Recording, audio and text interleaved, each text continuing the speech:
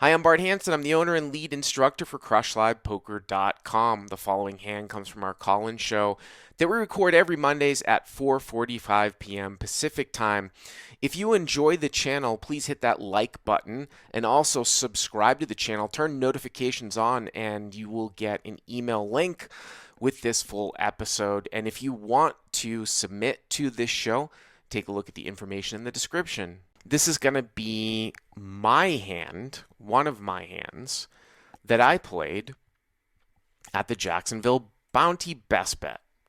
And because I know I want to do this for a video, we're going to bring this puppy up. So we're going to talk through this hand with me. So this was Jacksonville Best Bet, $5,000 main event with $2,500 bounties. I'm a bounty.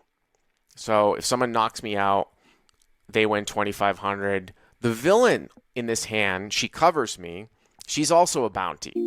So this was towards the end of day one. So we were about 60% of the way through the field. We were about 60% of the way through the field. Last level of day one, the average is about 90,000 in chips. I have 55,000. The blinds are 600, 1,200. So I've got about 45 blinds, kind of that sort of in-between type of spot. Villain in the hand is going to be in the small blind. This is Jessica Dawley. Jessica Dawley. I haven't even checked the standings. I know she was still in when I'm recording this the next day. Sort of like a tournament pro, and she has 90,000. So the first inflection point here is it gets folded around a low jack. And he seemed like a pretty solid guy, like kind of an older, he's a little bit older, maybe in his mid-50s, but he had been playing pretty solid. And he had 100,000, he opens to 2,500, so just under the minimum. I am in the hijack, and I have ace queen of hearts here, and I decide to flat. Now, I think that this is going to be a mix of 3-bet, a mix of flat. I mean, it's low jack versus hijack. I am suited. I do sometimes struggle in these particular spots. I thought it was a little bit awkward to 3-bet and then have to fold a hand so good as ace-queen.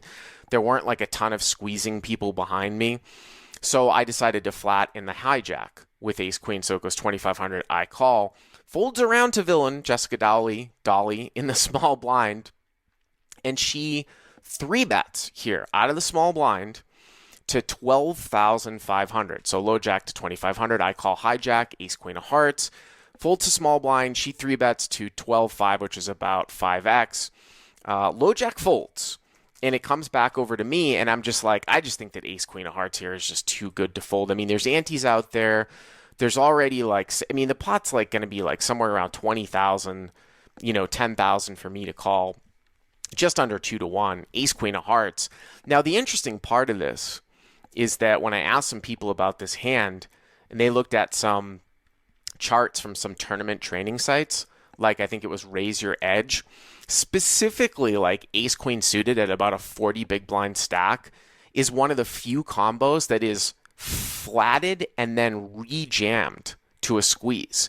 Now, I'm assuming that that's assuming that there is a high enough squeeze sort of proportion behind you, because a lot of these people in live poker are squeezing much tighter. But like all four combos of ace queen suited were flatted and rejammed, and then just partials of pocket tens, and then other hands did other things like ace queen offsuit 3-bet folded, ace king 3-bet called, aces kings were mostly 3-bet called or sometimes flatted and then sort of trapped. But I decided to call. So 12,500 low jack folds, and I call.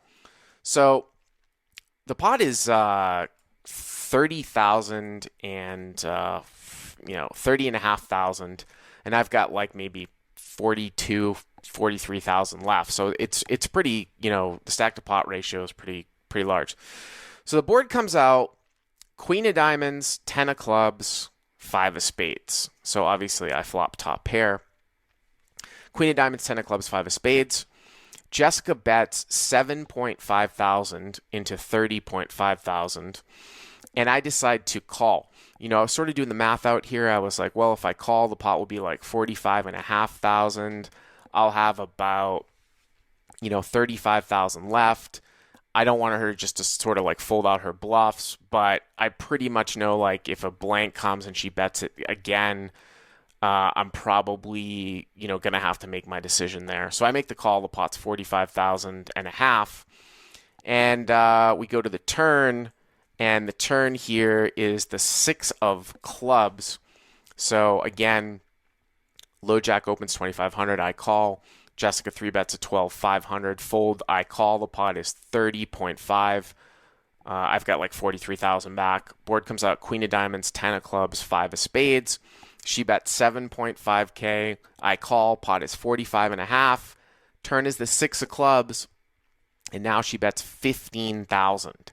So she bets 15,000 and 45.5. And I'm doing the math. I'm like, well, if I just call here, the pot's going to be like 75,000. And I'm going to have like 20,000 left in my stack. So, and I was just like, on this turn card, once I get here in this particular spot, how can I really fold? And then when I did the math, and I was like, it's kind of doubtful that if I just call here, that there's really going to be a bluffing frequency, that I feel like I almost need to protect the pot a little bit, because it's each one of these things where even if she just has like an ace-king type of hand, if she's not going to bluff on the river, I'm basically just sort of inherently giving her a free card to like a king or a jack if she's not going to bluff on the river. Whereas if I jam here for the 20,000, I kind of shut her out of the pot. Obviously in tournament poker, it makes a big deal, to win the pot. So I wasn't going to make that mistake and just call the 15K and leave myself 20,000. So at this point I was just like, damn, I have to, I'm just going to go with it. So I moved all in, and she snap called, and I was like, fuck. Well, by the way, too, like, with ace queen, like I block aces, right? So, the primary hand here that she's going to have is kings, or maybe she squeezed tens, or very, very unlucky, pocket queens, something like that. So I jam it all in, and she makes the call, and I'm drawing dead. She has pocket queens.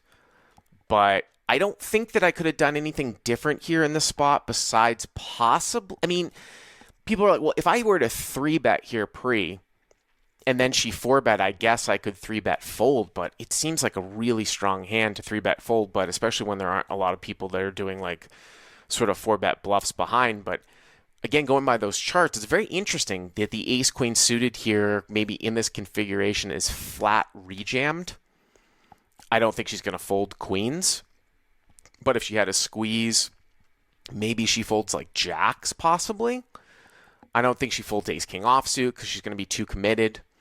But I'm definitely looking forward to seeing some people like what they think in the comments for this particular video as to how this one was played. I'm definitely not an expert at these stack depths.